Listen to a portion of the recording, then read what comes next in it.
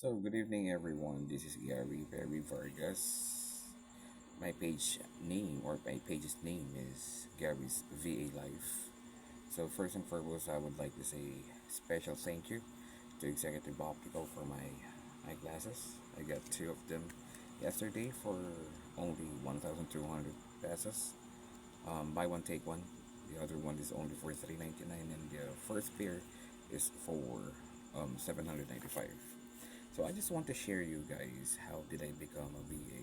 So I have been in the BPO industry for about 10 years or less maybe as a customer service representative, collections agent, and I even worked on different campaigns, of course. So um, I became a VA when I was just trying to,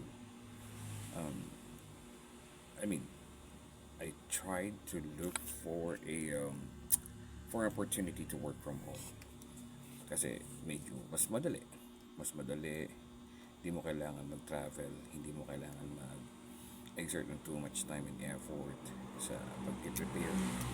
Magising ka 5 minutes before your shift, turn on your computer, wala na makakamoy sa'yo kung hindi ka nag-toothbrush o kahit hindi ka naligo. So, isa yun sa advantage. Of course, pangalawa is you'll be at home 24/7, especially sa mga taong may pamilya na. So, sa mga bata, you'll be able to take care of them in between breaks or during breaks and check on them when your tasks are done or when your task is done. You can even do some of the household chores na parang ginagawa ko. Although now, I'm doing full-time talaga sa pagko-full-time to offset appointments. So, ang advantage talaga dun is yung time management. Mas madali. Okay? And of course, hindi ka gastalo sa damit. Hindi mo kailangan bumili ni halos or hindi mo kailangan talaga mag-imbak or should I say mag-invest ng pera para sa damit. But of course, kailangan mo bili pa rin para sa sarili mo. What is the most important thing being a VA is you get to know your clients more, and they will definitely teach you how to do other things than what you offer. In my case, I don't really have any knowledge when it comes to sa pag-BBA.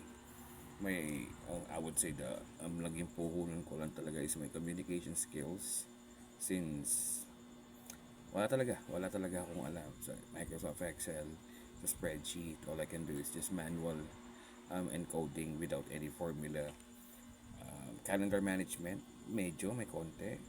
Pag-set up ng meetings, of course, sa inboxes, sa sortings, isosort mo lang naman, which is, I would say easy, but all in all, I would say I really had zero knowledge. And until now, I'm still learning a lot of new things on how to use different tools na iba naman nagamit na sa BPO. So, ang advice ko lang sa mga taong gustong maging virtual assistant, don't be very afraid or don't be too afraid of stepping out of your comfort zone for you to be able to learn. Dahil napakalaki ng maitutulong ng pag-VA sa buhay ng isang tao.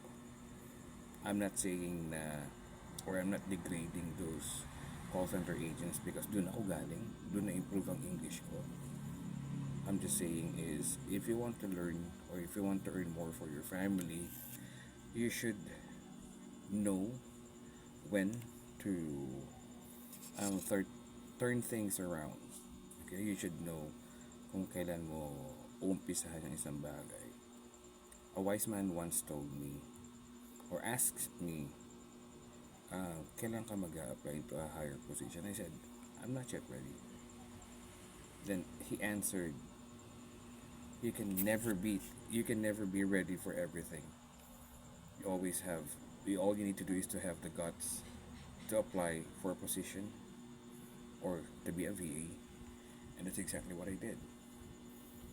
So luckily nagkaroon ako ng pagkakataong matanggap as a cold caller, and until now I'm a cold caller.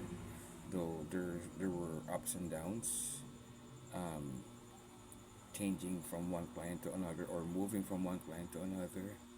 But I'm telling you guys, napaka worth it. So you can learn more about how to become a VA by just simply searching on Google.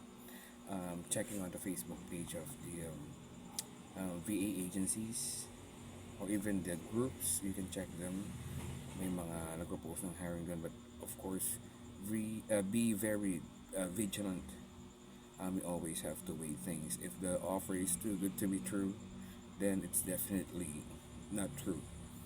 So yun lang for now. I will try to upload more of my videos and give more advice to people who want to become a virtual assistant. You do have a great day, guys.